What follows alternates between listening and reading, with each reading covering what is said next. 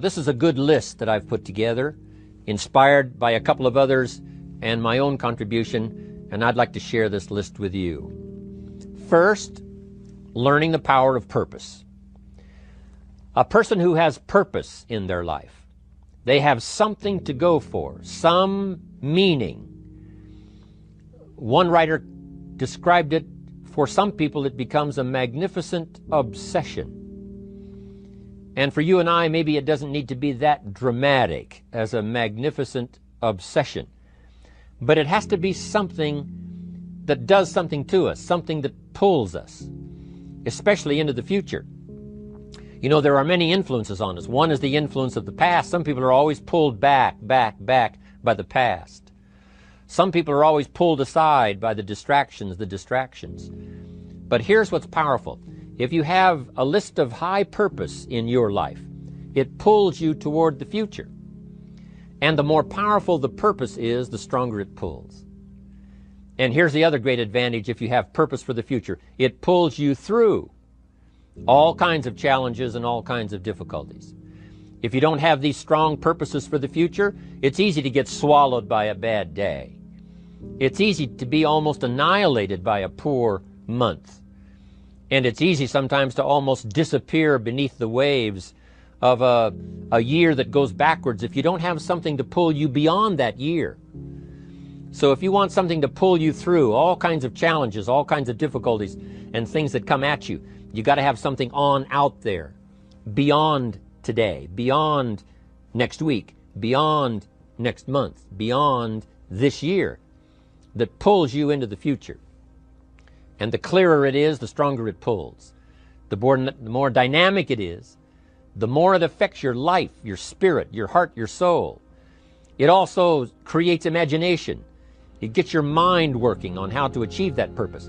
And if your mind will work, and if your heart works, and if your spirit works, and if you have good input, like good ideas, I'm telling you, there isn't anything you can't accomplish.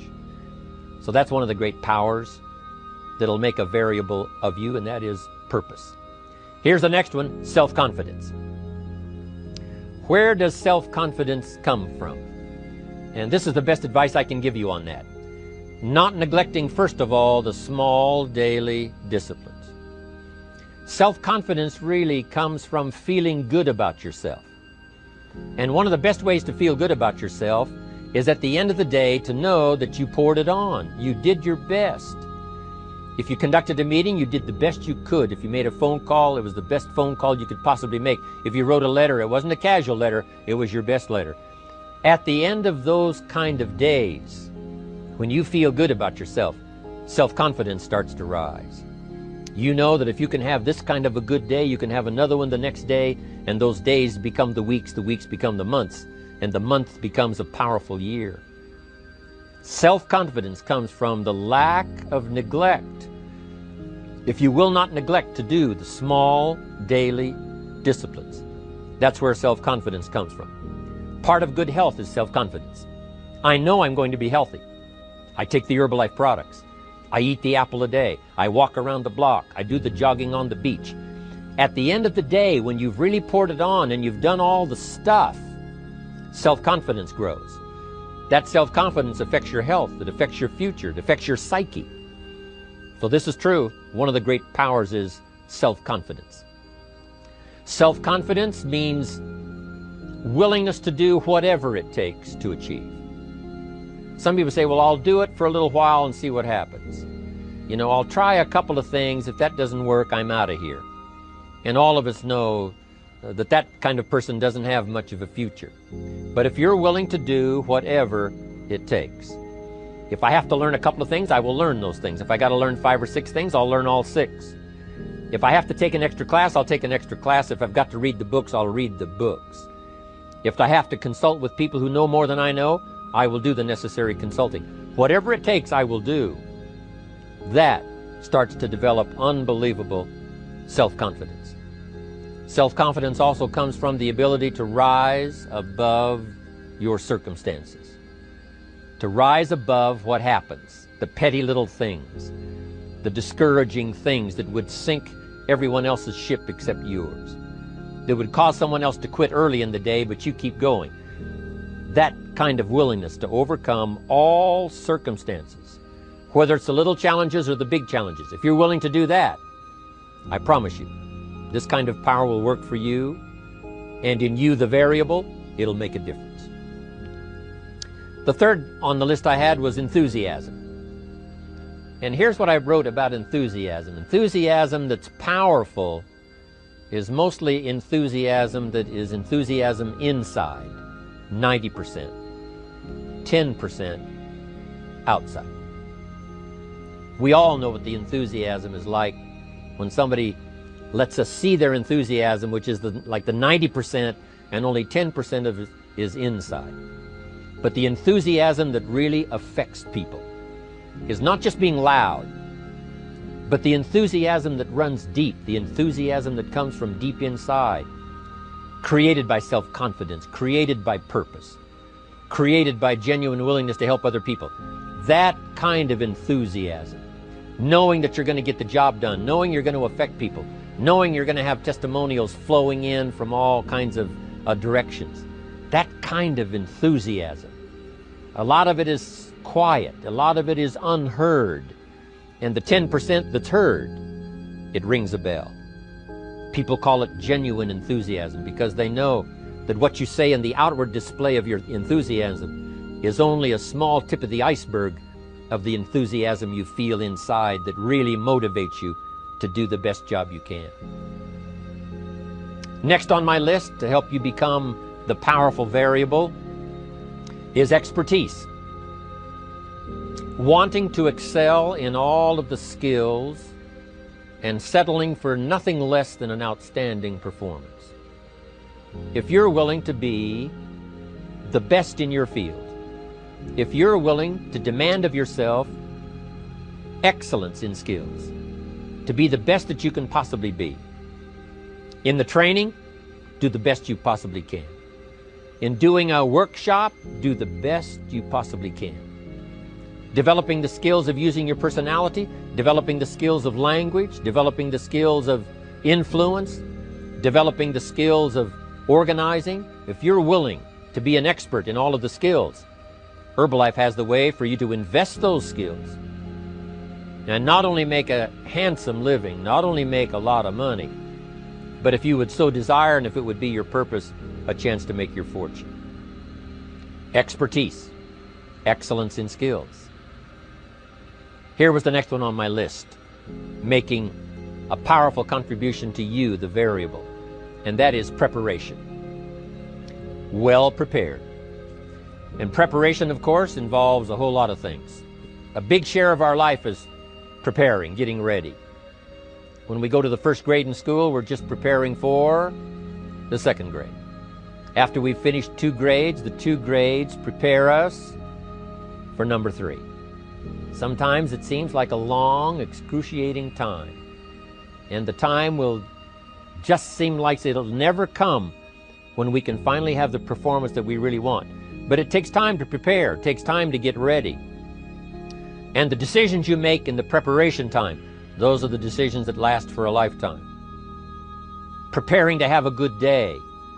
It's that preparing, maybe the night before, maybe the couple of days before the day that you're going to put everything together. The preparation for a meeting means that you've taken it serious. The preparation for doing a workshop means you're serious about the workshop. You want to make the best contribution. That kind of preparation is important. But here's preparation that's very vital, and that is to prepare yourself for success. Life seemingly does not wish to waste success on the unprepared. Life says, why waste a fortune on this person? They're not prepared to do the right things with it. They're not prepared to use it wisely. If a fortune was bestowed upon this unprepared person, it would probably be wasted. The people that could have been touched won't be touched. What could have been done won't be done because this fortune will have been wasted on the unprepared person. So not only look for fortune, not only look for the promise, but prepare yourself and ask of yourself, what can I do to make myself ready? Because remember, life was designed not to give us what we want, not to give us what we need, but life was designed to give us what we deserve. Every value in life must be paid for, and those that pay are the ones that get it. It says those that give receive. Someone says, I wish to receive, I wish to receive. You don't have to concentrate on receiving. Just become a good giver. It says those that search will find. Someone says, well, I need to find some good ideas to help change my life for the future. Then to find good ideas, that doesn't come because you need them, it comes because you search for them. If you want good ideas, you got to go after them. You got to go to the class, you got to go to the workshop, you got to go to the training, go to the book, right? You got to go to the journal, right? Go where good ideas are being taught, go searching, go looking, because good ideas are not going to be wasted on those that are not seeking, searching, well prepared. So, prepare yourself to be ready for fortune when it comes, to be ready for challenge when it comes, to be ready for opportunity when it comes. Opportunity comes along and passes by the person that is not well prepared. I want to prepare myself this year for next year. Yes, I wish to be effective this year, but I'm also thinking of ways, how could I be better? How could my ideas be more powerful? How could they be sharper, more clear? How could I reach some people next year that I perhaps can't reach this year? I haven't reached deep enough into my own soul to affect some people. Some people just pass by and say, hey, what a good speech. But how could I make it stronger than that, deeper than that, more powerful than that? I cannot be as powerful as I could be next year. You know, you can't go to the 10th grade in the 5th grade. You just got to go through the grades. But the more you are prepared, when the 10th grade finally comes, now you can cash in and get 2 times, 3 times, 5 times more value from it by being prepared. I want to do my best this year for Herbalife, but I also want to get ready for next year, 1999. And then when the year 2000 comes, at the turn of the century, I want to be well equipped by language, by instinct, by temperament, by personality, by influence, to really be valuable the year 2000, 2001, 2, 3, 4, 5. That's my goal. I'm sure it's your goal. Now here's the next one. There's great power in self-reliance. Self-reliance means you simply look mostly to yourself. It would be nice if someone just gave you this, gave you this, gave you this. It would be nice if everyone did their job exactly as they're supposed to do it. But here's what you've got to do. Primarily rely on yourself. Primarily say, I'm the person responsible. And I will learn the necessary skills so that I can help people learn their skills. If I need lots of people to do certain things to build my organization, that is what I must have. But I've got to be the final backstop. I've got to be the final one that people can rely on. So that if this is missed and this is missed, I can catch up. I can fill the gap. I can do the job. We have to do it when we conduct meetings. We have to do it when we conduct training. We have to do it when we're in a class of just a few. What someone might have missed, we're there to fill in. Self-reliance. Primarily, we're learning to count on yourself. So that you can do this, never complain and never explain. Here's the next key power, and that's image. There's many parts to image. The image that others see you as, the image you have with other people. And it's very important how other people see you. If they don't see you as a leader, chances are they won't pay attention. If they don't see you as being in control, chances are they won't have the trust. If they don't see you as knowing where you're going, what you want to accomplish, they probably won't follow. But if people can see you, if you have the image of someone that's in charge, in control of your life, your future, your destiny, in control of the situation, if they see that, that kind of image is powerful. It helps to win the day. It attracts other people. People want to be around people that are in control, that are powerful, but they know how to use their power. Influential, but they know how to use their influence. That kind of image is important. But here's a very important image, and that is your image of your self. The way you dress, the way you talk, the way you think, your capacity for learning, all of that is an important image that you have of yourself. The image that you have that if it needs to be learned, you could learn it. If there's a book that needs to be mastered, you could master it. If there's a skill that needs to be learned, why couldn't you get busy now and learn that skill? That kind of self-image, that I am continually trying my best to be the best I can. Because one of the most important places you have to look is into the future, yes. You got to look into the past, yes. You've got to look around, yes. But one of the most important places you have to look is in the mirror. You know, how I appear to other people, that's important. But how I appear to myself is the ultimate importance. That kind of image, to where you'll develop the self-confidence, you'll develop the self-reliance. Now here's another one in my rather short list. The next word is character. Becoming a person of high values, a person of principles, a person of honesty, a person that earns respect. That kind of character. It took character when Mark started to put the marketing system together. How can we have a system that will build in the integrity, that people will know that if this happens, then this will happen. And if this goes wrong, here's the way to fix it. Unless you have the principles and the character and the integrity to put together a viable plan for a wide variety of people, then the system is not going to last very long. And I've been around long enough, and I'm sure you have been around long enough to see a lot of systems that got started, but they failed. And the reason is because they were not constructed with integrity. They were not constructed with character. They were not constructed with doing the right thing. They might have been constructed to take advantage. You know, cash it out as quickly as possible and leave. Mark was involved when others took advantage of him all those years ago before Herbalife. When someone took advantage and didn't have the character, didn't have the principles, and didn't have the character to stay, the character to see it through, the character to do the right thing. So this is important, to develop the character within yourself, that people see you as honest, as fair, willing to do the right thing, willing to be helpful, but always willing to walk the center line, not to pass the line. When we come to an opportunity like Herbalife, especially multi-level network marketing, it is so dynamic, it is so powerful, and it is so possible in fortune making that sometimes people want to speed up the process by cutting the corners, by neglecting to do the right things, you know, to cheat a little here, you know, cross the line just a little bit, because then, you know, it'll grow faster and you can cash in quicker. Not necessary here.